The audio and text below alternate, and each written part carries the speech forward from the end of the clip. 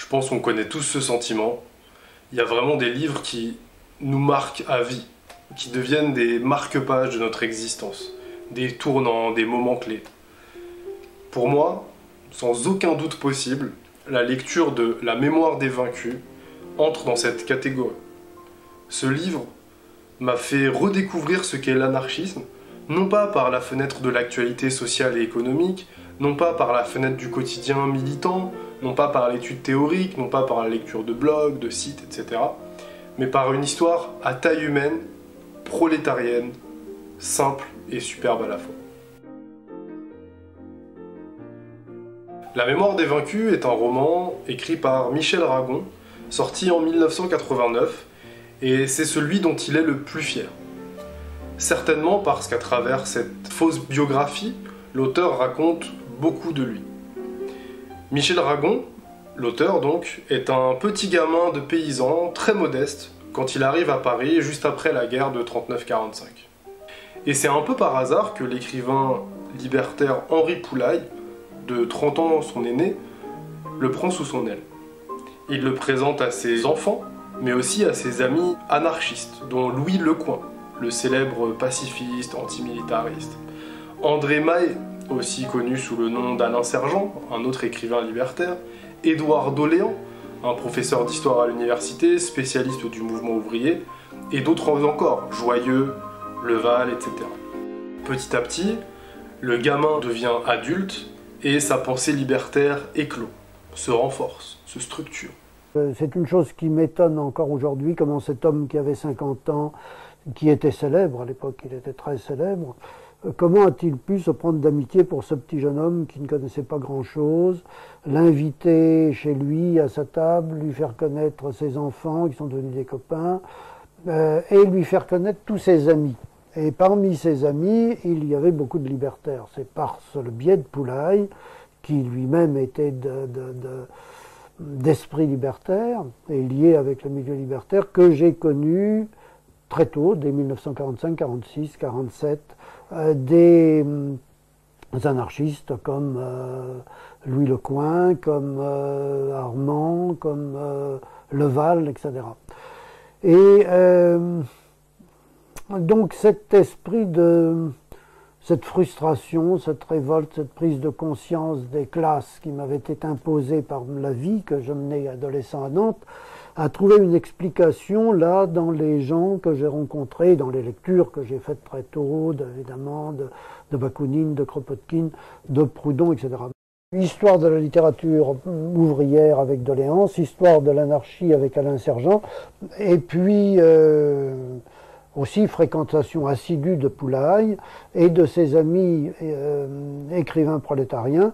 Voilà déjà 3 volets qui commencent à faire de ce petit jeune homme de 21 ans, de 22 ans que j'étais, de lui donner des bases. Quand Poulaille disparaît, à l'aube des années 80, on peut imaginer la tristesse d'un Aragon cinquantenaire, devenu écrivain entre autres.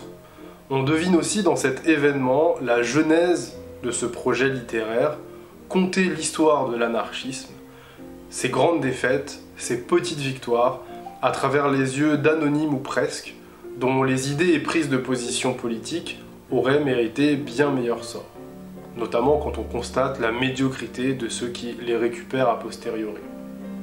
Ainsi, La mémoire des vaincus est une sorte de biographie fictive d'un personnage totalement inventé, appelé Fred Barthélemy, mais dont le chemin emprunte beaucoup à celui d'Henri Poulaille, tout comme à celui de Gaston Leval, qui était un historien anarchiste qui a voyagé en Russie pour participer à la Troisième Internationale et qui a également participé à la guerre civile espagnole.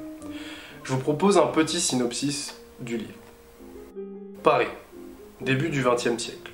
Fred Barthélemy, jeune orphelin, vit d'amour et d'eau fraîche, avant d'être recueilli un peu par hasard par un couple d'anarchistes de Belleville. Découvrant la lecture d'œuvres engagées auprès d'un libraire célèbre et apprenant la langue russe auprès d'émigrés ayant fui la répression tsariste, il se découvre peu à peu un esprit libertaire. Voilà qui résume, à gros traits, les premières pages du livre. Mais ceci ne constitue qu'une bribe de l'incroyable destin de Fred. Durant une bonne partie de sa vie, il parcourt l'Europe et rencontre des personnages variés, connus ou oubliés, comme la bande à Bono, Delessal, Lénine, Kropotkin, Kollontai, Makhno, Barbus, Malatesta, Céline. Allez, je vais vous faire une présentation un peu plus complète de l'œuvre pour vous donner l'eau à la bouche. Mais si vous ne l'avez pas lu et que vous comptez le lire, je vous mets un petit chapitrage pour que vous puissiez aller directement à la fin de ce... allez, on va dire les gros mots, de ce spoil. Nous sommes en 1911. Fred a 12 ans, il est orphelin, il vit dans les rues de Paris. Un jour, il y rencontre Flora, une jeune fille qui quitte son métier de livreuse de poissons pour, comme elle dit, faire la vie avec lui. Les tourtereaux finissent par trouver refuge chez un couple d'anarchistes de Belleville, donc Victor et Rirette, des proches de la bande à Bono. C'est grâce à eux que Victor, donc notre petit héros, rencontre le libraire Delessal, libraire qui va lui apprendre à lire. Toujours chez le couple, il apprend le russe également via des émigrés qui fuient la répression tsariste. Fred a soif de connaissances, et grâce à ça, il échappe à la guerre de 14 et est plutôt envoyé en URSS en tant qu'observateur. C'est aussi à cause de cette soif de connaissances que Flora le quitte. Elle n'a jamais aimé les livres, jamais voulu apprendre à lire. Ils ont pourtant eu un enfant ensemble. En Russie, tout jeune adulte, Victor est horrifié par la manière dont l'idéal marxiste est bafoué par l'armée et la bureaucratie, et il n'a de cesse de défendre cet idéal contre tous les autoritarismes, celui de l'intérieur qui est en train de se développer, mais aussi ceux de l'extérieur. En Russie, il a également un enfant que le parti lui enlève pour en faire un enfant de la révolution. Voyant ses camarades peu à peu marginalisés et même tués, Victor finit par s'échapper et rentre en France. Là, il tente de mener une vie posée, simple, loin des idéaux politiques. Il faut savoir que dans sa jeunesse, il a réussi à suivre une formation d'ouvrier. Je ne sais plus exactement dans quel secteur. Mais au bout de 10 ans, son passé le rattrape, et avec son irrépressible soif de justice. Constatant, dans les rangs de la gauche, l'admiration générale pour la Russie, il se met à écrire dans des journaux libertaires à propos de la réalité du terrain qu'il a connu. Son goût pour le juste l'emmènera même jusqu'en Espagne, où il va se mettre à lutter avec les anarchistes de la CNT, de la FAI et du POUM contre le coup d'état militaire et bientôt contre les communistes. Je m'arrête là, tant ce court résumé fourmille déjà de 1000 informations, 1000 surprises, 1000 chocs, joies et déceptions. Allez, fin du spoil, vous pouvez revenir tous pour la fin de cette vidéo. À travers cette histoire peu commune, Michel Aragon nous raconte en fait l'histoire avec un grand H. Une histoire jamais présentée dans les livres consacrés, notamment car elle a été volontairement diabolisée, détournée, effacée par les capitalistes, par les communistes, par les fascistes. Cette histoire, c'est celle des anarchistes et de l'anarchisme du XXe siècle. On y aborde Kronstadt, la Makhnovtchina, la trahison communiste lors de la guerre civile espagnole, entre autres. Dans ce livre, surtout quand on a des bases politiques qui sont encore assez fragiles, on se rend compte qu'être de gauche, ce n'est pas forcément devoir se revendiquer de Marx ou du communisme, ou considérer que les Verts ou les socialistes réformistes actuels sont porteurs d'une quelconque solution à l'impasse capitaliste. Si tous ces éléments, vous les pressentez, vous les ressentez, sans jamais avoir trouvé une issue à ce dilemme, je pense que ce roman, porté par de formidables valeurs et convictions, ne pourra pas vous laisser indifférent. D'ailleurs, vous ne pourrez manquer de déceler dans La mémoire des vaincus une pointe de défaitisme aussi. Son titre y invite.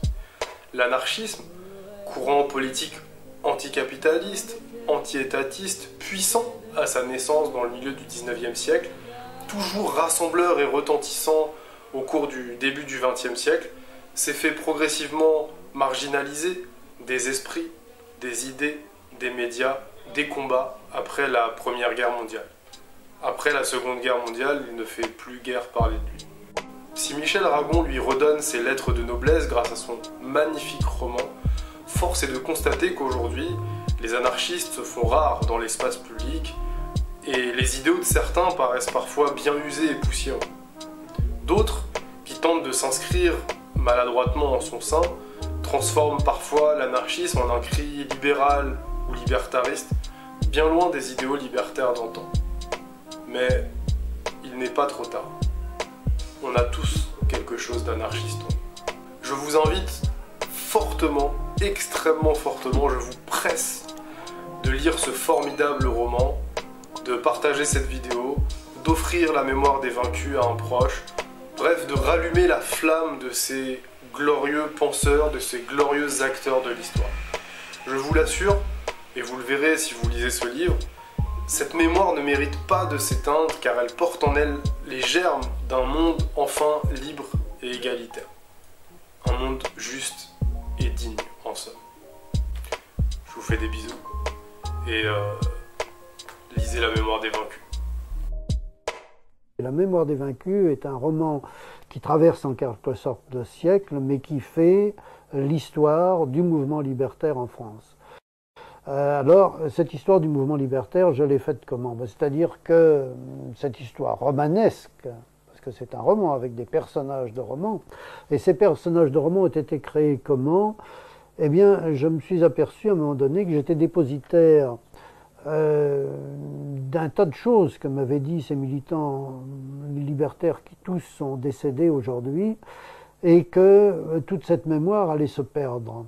Et donc, pour qu'elle ne se perde pas, j'aurais pu faire une histoire simplement, mais j'ai préféré le transmettre dans un roman pour pouvoir toucher un public beaucoup plus large, pour toucher le grand public qui pouvait découvrir par là même ce qu'était l'histoire du mouvement anarchiste dans notre siècle. Et donc les personnages dont je parle tout à l'heure, évidemment, ils se retrouvent dans ce livre, mais c'est un mélange. On m'a souvent demandé quelle était La mémoire des vaincus, un personnage central qui s'appelle Fred Barthélemy. Qui est Fred Barthélemy? J'ai reçu des masses de lettres de ce genre. Fred Barthélemy est un mélange de plusieurs personnes. Il y a un peu de Poulaille dans sa jeunesse et dans sa vieillesse. Il y a beaucoup de Leval, justement, guerre d'Espagne et rencontre avec Trotsky. Donc pour ce livre, il y a les souvenirs, il y a la mémoire, et puis il y a aussi une énorme documentation, bien sûr, livresque, et historique, et d'archives. Il n'a pas été reçu avec une très grande faveur par la presse parisienne. La presse de droite n'en a pas parlé parce que c'était les anards. La presse de gauche n'en a pas parlé parce que c'était les anards. Alors il ne reste plus grand-chose s'il n'y a ni la presse de droite ni la presse de gauche. Mais il y avait la presse de province, néanmoins, qui est beaucoup moins sujette justement au politiquement correct et qui a fait une grande promotion pour ce livre.